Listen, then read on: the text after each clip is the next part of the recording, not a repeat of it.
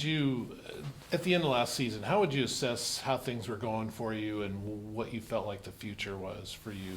Did you think about moving on or staying here, or what was kind of going through your mind at that point? I mean, it's a hard question. Like, everyone's going to have their doubts and stuff. But I think Oregon State has treated me so well. Like, they gave me the opportunities. They gave me everything that it kind of hurts to, like, think about that, like, that way, in a sense. But, no, I know, like, obviously there are, like, thoughts of what should I do? How's my future looking? I kind of just try to turn to God and my family, just talk to them about it, and then take it day by day. Because your playing time seemed to drop off a little bit toward the second half of the season. When you looked at what you were doing, what did you need to do to get back on the field more for this next season? I just need to execute. You know, like, preparation and all that is all great. Like, I know I'm a smart player, I know that, but, like, my execution just needs to go up. I know I need to get my feet better.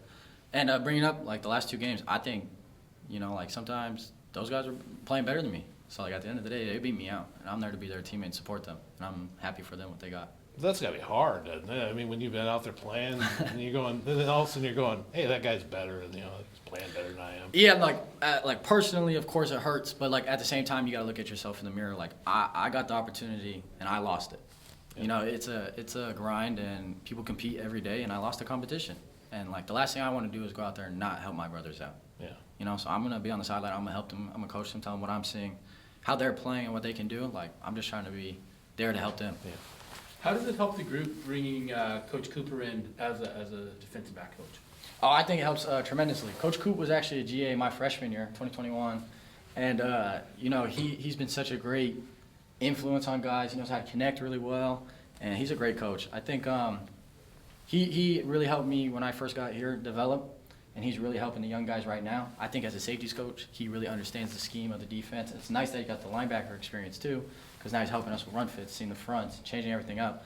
But no, yeah, and the man has sweet feet. Like, he can move, so it's great for me personally. But yeah, no, he's a great addition. Is it really a situation where it really is helpful to have 2 coaches for that group and not just one? Absolutely. I mean, as much as like you think you can get done with one coach, it's a lot of hard like components. Like, we're called DBs, but you got safeties, you got corners, you got nickels, you got guys moving around.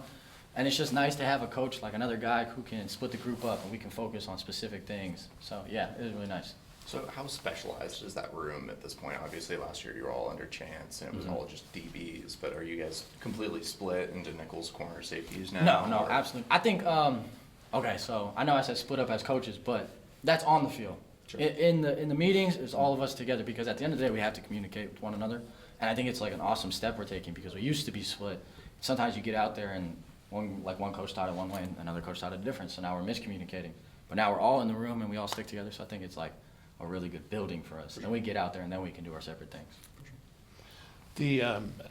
You're only 5 practices in, but how do you think this defense is going to look different than a year ago? I think we have a lot more experience. Like, as we all know, we went 5-7. Like, it wasn't we went 5-7. It wasn't our best year and everything. But you get a lot of guys who rotate, that means. And like we talked about, like, people stepped up and played and other people weren't playing. But that means you get a lot of experience in the room. There's a lot of competition, and you get that year under your belt. I mean, we just had a whole change of coaching staff. Like, a lot was going on. And now we got guys who came back, a lot more leadership building up with teammates and stuff. So it's really nice. Do you feel like with the experience you guys can take a few more chances, maybe, with blitzes and things like that? Or Yeah, absolutely.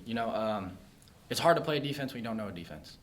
And I feel like, unfortunately, what happened last year is you get only so many guys. We got a lot of transfers and new guys and freshmen who had to step up, and they don't get the opportunity to really experience it in practice and understand. But I think this year, you put a whole year under your belt. However it looks, doesn't matter. It's a year of experience, and now we got to build off that. Yeah.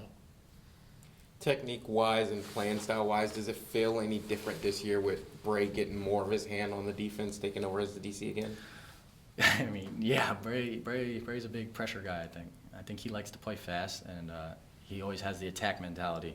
I think it's really awesome. We're going to challenge everybody. We're going to sit on things. Like, you can't run past us. We're putting hands on. So I think Bray brings this, like, edge back to the defense in a sense of, I don't care who it is, line your guy up against mine, let's go.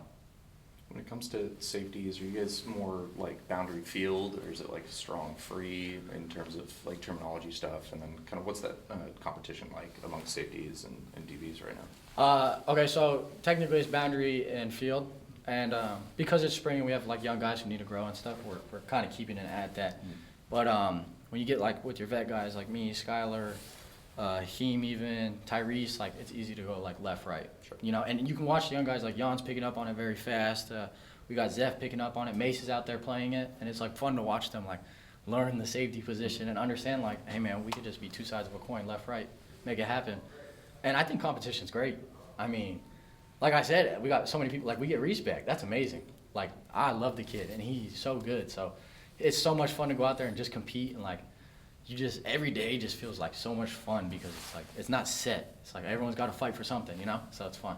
What is it like working with Scene 7 Walker and Trey Glassberg early enrollees? What have they kind of added to the group? Energy, Yeah. you know, like that, they want to work. And it's fun to see, like, it's fun to watch somebody who like, hey, I'm here to learn. I'm going to mess up, but I'm going to give you everything I got. And being like a vet now, I get why like the older guys always get so hyped up when the young guys make plays, because you know how much they're working, you know how much they're in the building trying to get better. And it's just so fun when they can finally piece things together.